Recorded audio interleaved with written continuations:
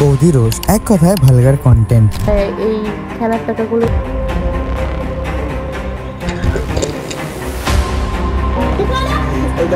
এখনকার দিনে এমন একটা কন্টেন্ট হয়ে গেছে যে ছোট থেকে বড় সবাই বৌদি রোস্টই করছে।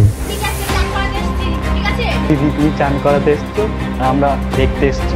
গরম করে তুলতে বৌদি গরম আর ভালো লাগছে না, তুমি বরং ঠান্ডা কিছু দেখাও। হ্যাঁ গাইস, আজকে তোমাদেরকে দেখাবো আমার ইস না, দেখবো না ভাই। মানে আগে ইউটিউব খুললে কি আসতো, আর এখন কি আসে? দাদা বৌদিকে দিচ্ছে, বৌদি দাদাকে দিচ্ছে, আর তাতে ভিউসও লাখে লাখে আসছে। এইসব দেখেই মাথায় একটা প্রশ্ন আসে, আজকের দিনে দাঁড়িয়েও ভালো ভালো কোয়ালিটি কন্টেন্টে এত ভিউজ কম, আর এসব খারাপ কন্টেন্টে এত ভিউজ কেন? তাহলে কি বৌদি রোস্টই আসল ফিউচার? আসো এমনই কিছু অজানা কথা আজকের ভিডিওতে জানবো।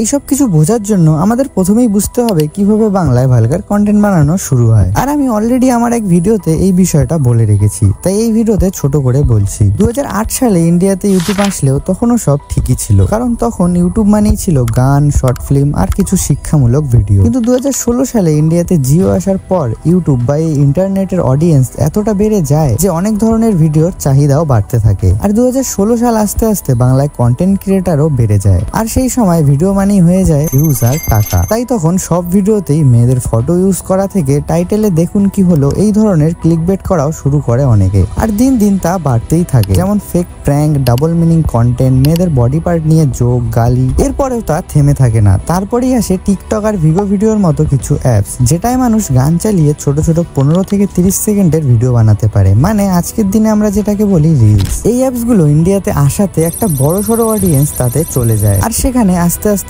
অদ্ভুত ড্রেস পরে ভিডিও করা আর খারাপ ইঙ্গিত করে নাচার ভিডিওই ভাইরাল হতে শুরু করে। আর তা দেখে সবাই তাই করতে থাকে শুধু কিছু ভিউজ আর টাকার লোভে। আর আস্তে আস্তে এই শর্ট ভিডিও প্ল্যাটফর্ম হয়ে যায় একটা ভালগার কন্টেন্টের ফ্যাক্টরি।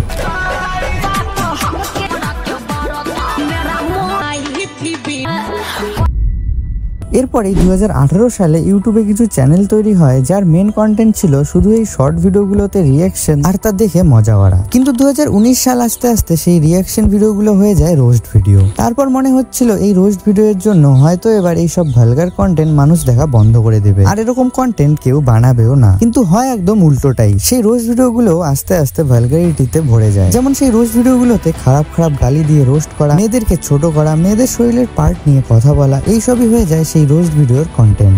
मतलब तुम सिंगल हो? বৌদি এতটাই সিঙ্গেল যে বিস্কুটকে ব্লো জব দেয়, চিন্তা করছো? আর আস্তে আস্তে সেই অশ্লীলতার বিরুদ্ধে প্রতিবাদ করাটাই আবার এক ধরনের অশ্লীলতা হয়ে যায়।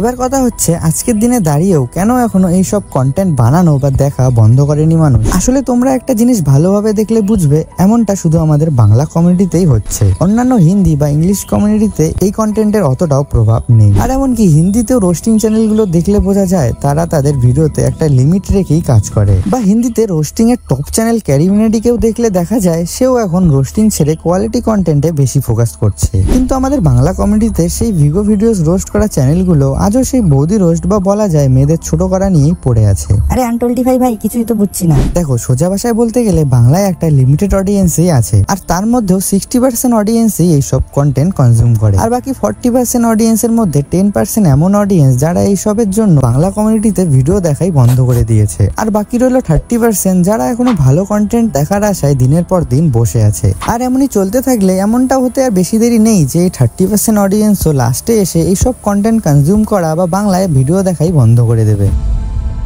আসলে বাংলায় এই ধরনের কন্টেন্ট দেখার মানুষের ভাগটাই বেশি থাকার ফলে এটারই ফায়দা তুলে নিয়েছে কিছু মানুষ, কারণ এটা না বললেই না আজকের দিনে মানুষ নিজেরটাই আগে ভাবে। তাই এখন যখনই যা ট্রেন্ডে আসে মানুষ তাই কোনো কিছু চিন্তা ভাবনা না করে শুধু কিছু টাকার জন্য সেটা করে বসে। যেমন এইসব যারা যারা বর্তমান বাংলায় বড় বড় রোস্টিং চ্যানেল আছে তারাও খুব ভালো করে জানে তারা কি করছে। তাদের যে কোনো ভালো ফেস ভ্যালু বা ব্র্যান্ড ভ্যালু হচ্ছে না সেটাও তারা ভালোভাবেই জানে। আসলে তারা ব্র্যান্ড ভ্যালু এর জন্য কিছু করছেও না, তারা শুধু ভিডিওর ভিউজ দেখছে আর সেই ভিউজে কত রেভিনিউ আসছে তা দেখছে। এখন কথা হচ্ছে আমাদের বাংলা কমিউনিটির ফিউচার নিয়ে, কারণ এরা তো একদিন না একদিন উধাও হবেই, কিন্তু এদের করে যাওয়া এই কাজ সেটা বাংলা কমিউনিটির গায়ে একটা দাগ থেকেই যাবে। আমার মিলটা ব্যথা করছে। ব্যথা তো করবেই দিদি, যদি তুমি একটা কথা বলার সময় 10 বার নিজের তরমুজগুলোকে নিয়ে ঝাঁকাঝাঁকি, নাচানাচি, খাঁচাখাচি মানে লাফালাফি করো। যাই কমিউনিটিকে কোনোদিনই একটা ভালো জায়গায় পৌঁছাতে দেবে না, কারণ এমনিতেই আমাদের রিজনাল ভাষা হওয়াতে একটা লিমিটেড জায়গার পর আমরা আটকে যাব, আর তারপরেও এমন কিছু কন্টেন্ট ক্রিয়েটরদের জন্য সেটাও হবে না। যেমন আজ বাংলা কমিউনিটিতে একটা কোয়ালিটি কন্টেন্ট খুঁজতেই তোমার সারাদিন চলে যাবে, তাও খুঁজে পাবে কিনা তারও 100% কোনো গ্যারান্টি নেই, কিন্তু একটা বৌদি রোস্ট সেটা ইউটিউব খুললেই সামনে চলে আসে। এখন ভাবতেই পারো আসলে এমনটা কেন, কোয়ালিটি কন্টেন্ট বানানোর কি কোনো লোকই নেই? কেন বাংলা কমিউনিটিতে শুধু বৌদি রোস্ট আর কাপল ব্লগস? আসলে ব্যাপারটা দূর থেকে দেখলে সিম্পলেই মনে হয় যে অনেক তো বড় বড় ক্রিয়েটার্স আছে, তারা তো কোয়ালিটি কন্টেন্ট বানাতেই পারে, কিন্তু তারাও কেন বানাচ্ছে না? কারণ কোয়ালিটি কন্টেন্ট বানাতে শুধু ইচ্ছে আর আইডিয়া থাকলেই নয়, অনেক টাকারও প্রয়োজন হয়, যেটা বাংলা কমিউনিটিতে নেই বললেই চলে। কারণ 2018 এর পর বাংলা কমিউনিটির এমন খারাপ অবস্থা দেখে অনেক ভালো ভালো ব্র্যান্ড চলে যায়, আর থাকে শুধু বেটিং আর গ্যাম্বলিং অ্যাপস, যা ইউটিউবের ভিডিওতে প্রমোট করলে টাকা তো ভালো পরিমাণে দেয়, কিন্তু সেই অ্যাপস গুলো জেনুইন না হওয়ায় আর অডিয়েন্সের টাকা ডুবে যাওয়ায় বড় বড় ক্রিয়েটার্সরা এই অ্যাপস গুলো প্রমোট করে না। মানে সোজা কথায় বলতে এখন তারা শুধু ইউটিউব অ্যাডস এর রেভিনিউ এর উপরেই রিলায়েবল, যা দিয়ে ইউটিউবে একটা নর্মাল ভিডিও বানানোই সম্ভব না। এবার এমন না যে আর কিছুই করার নেই, এখনো সময় আছে সব ঠিক করার। না, আমি অন্যদের মতো আর কারো উপরে দোষ দেব না, কারণ এখন দোষ খোঁজার থেকে বেশি প্রয়োজন যা হয়েছে তার সমাধান খুঁজে সেটাকে ঠিক করা।